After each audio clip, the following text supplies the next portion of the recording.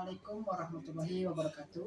Perkenalkan, nama saya Romi Syafiq Kurniawan dengan NIM 330 10 11 52 dari kelas PID.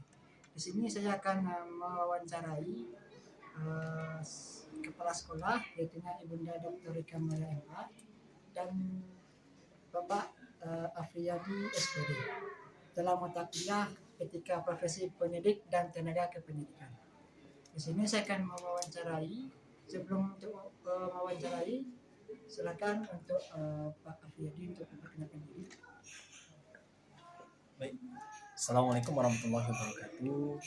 Perkenalkan, nama saya Afriyadi, bisa dipanggil Adi. Saya bertugas di Mansabut Tanah Datar sebagai guru BHI di bidang studi SKI. Selama ini mengaku kelas 10 dan kelas 11. Sekian, terima kasih. Baik, saya akan lanjutkan wawancara dengan Pak Adi. Pak, pertanyaan pertama yaitu bidang studi apa yang Pak ambil? Baik, untuk kalau bidang studi yang diampu itu SKI. Seperti yang Pak silakan tadi, untuk kelas 10 dan kelas 11. Yang kedua yaitu pengetahuan guru tentang kode etik. Seberapa penting kode etik ini bagi Bapak? Kalau untuk kode etik ini sangat memberikan pengaruh yang besar bagi pendidik, terutama ini adalah sebagai landasan sebagai pendidik untuk mengajar dan mendidik dari peserta didik yang ada. Kalaulah tidak ada kode etik, mungkin perjalanan sebagai pendidik dan juga pengajar ini tidak akan berjalan dengan sesuai dengan koridor yang ada. Yang ketiga yaitu kompetensi apa yang harus dimiliki oleh seorang guru?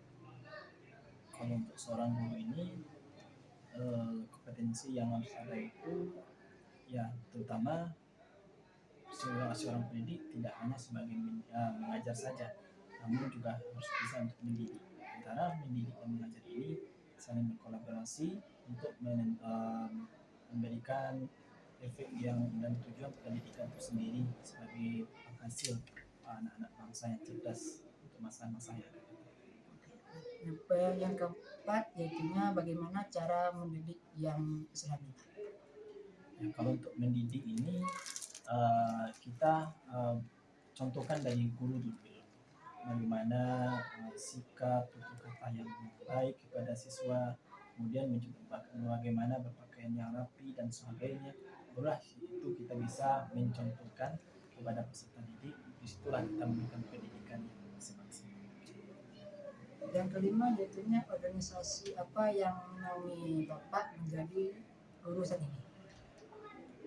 Kalau untuk organisasi itu saat ini Bapak kalau di sekolah ya itu di bawah sebagai mitra dari wakil kesiswaan yang diberikan tugas mandat oleh kepala. Yang terakhir yaitu bagaimana cara Bapak meningkatkan kompetensi diri? Kalau untuk meningkatkan kompetensi diri, yang pertama sekali itu kita ini untuk belajar tidak secara intinya. Namun di samping itu sendiri juga ada kegiatan-kegiatan yang lainnya, terutama ada workshop yang dilaksanakan oleh Kemendak dan juga kegiatan-kegiatan pemuncul dalam meningkatkan kompetensi dan dari guru itu sendiri. Terima kasih Pak. Ya, selanjutnya saya akan ke kepala sekolah. Sebelum saya wawancara, silakan perkenalkan diri Bunda dulu. Baik, Bismillahirrahmanirrahim. Assalamualaikum warahmatullahi wabarakatuh. Terima kasih Nanda Rumi.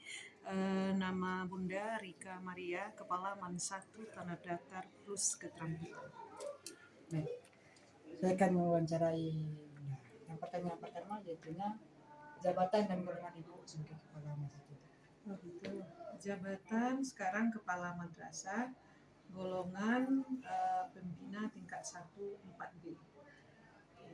Yang kedua yaitu tugas pokok sebagai kepala sekolah. Ya, jadi tugas pokok kepala madrasah itu sebenarnya ada beberapa ya. Ada beberapa pertama Bunda sebagai leader itu menjalankan fungsi Muslim ya. edukator, Bunda juga sebagai pendidik, kemudian manajer, pengelola administrasi, kemudian administrator, pengaturan seluruh staf, supervisor, tugas kepengawasan, motivator sebagai penyemangat, sebagai motivator, dan juga sebagai inovator. Inovator melahirkan, merangsang hal-hal yang baru untuk kemajuan madrasah. Nah, Emaslim itu sekarang juga dikembangkan menjadi Emaslek ya. Apa tadi Robi? Emaslek. Nah, apa itu yang EC itu? E itu entrepreneur dan C itu sebagai climate creator. Jadi sebagai kepala madrasah selain Emaslim kita juga harus bisa membuka wadah untuk entrepreneur dan climate creator. Kemudian kalau di dalam regulasi kepala madrasah itu juga ada beberapa tugas pokok yang harus dijalankan seperti dalam usaha pengembangan madrasah, tugas manajerial, kemudian tugas supervisi dan kepengawasan, kemudian juga kewirausahaan.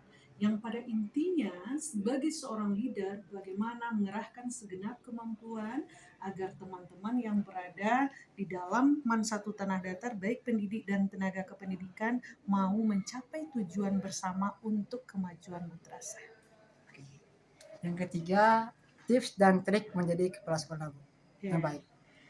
Tips dan trik ya, sebenarnya untuk menjadi kepala madrasah yang baik, kalau menurut Bunda kita menjalankan tugas leadership atau kepemimpinan hendaknya merujuk kepada kepemimpinan Rasulullah ya, kepemimpinan yang berdasarkan, tapi kita tentu hanya bisa mencontoh, setara apalagi sama tentu tidak akan mungkin ya nak ya.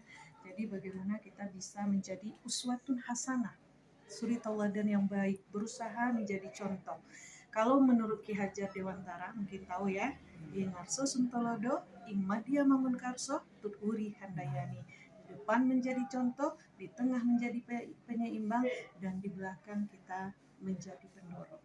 Nah, jadi seperti itu. Berapa lama Ibu menjabat sebagai kepala MAN 1? Untuk di MAN 1, Ibu di SK-kan mulai tanggal 18 Oktober tahun 2023.